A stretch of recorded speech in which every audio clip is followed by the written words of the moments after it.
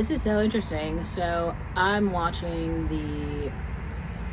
this is from 2 years ago, and I gotta say, like, the first time that I became a Taylor Swift fan from Evermore. Evermore was my first introduction to Taylor Swift as an artist. I know a lot of people have been following her for a very long time, and they have all the stories and all the backgrounds. For me, Taylor Swift humanized herself on Evermore, which I feel like I've always started from a place of being a human first.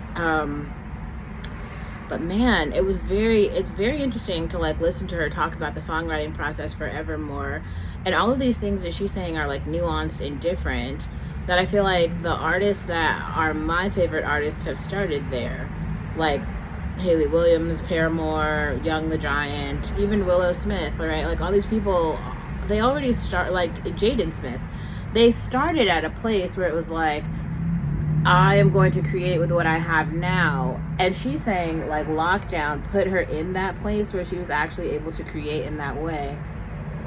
I don't really know. I guess I do also want to just highlight some moments that I thought were interesting.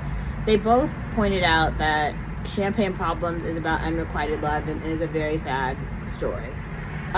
Champagne Problems is, oh my god, my favorite song by far. I love that song because I feel like when you start drinking champagne as an adult and you have maybe like that person that you thought you were going to be with, that person that you wanted to be with, and for whatever reason it didn't work out, and then you're kind of sitting there trying to like process it. And it is that lyric where she's like, she would have made such a beautiful bride, too bad that she's crazy. It was something like that. Listen to the song to hear it for yourself. But and then she talked about how nature really inspired the album. Like, I actually created a lot of content to Evermore. Like, I've done photo shoots to it. I went to the garden and filmed with it. And she was talking about she did the same thing in lockdown. She just basically, she shot the visuals for that, wrote the songs to that, all in lockdown with herself and like her personal creative lens. And I don't think that she realizes that that's like the best version of her, I would say.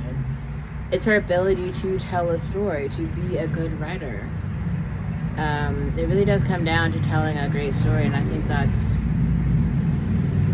fascinating in so many ways. I love to hear female songwriters, really just women in the world, kind of telling stories. So, wow, you should definitely like listen to this for yourself. But there is something incredible about Evermore as an album. Definitely my favorite Taylor Swift project.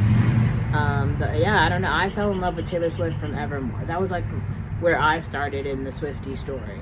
And I feel like we've kind of been getting real ever since then.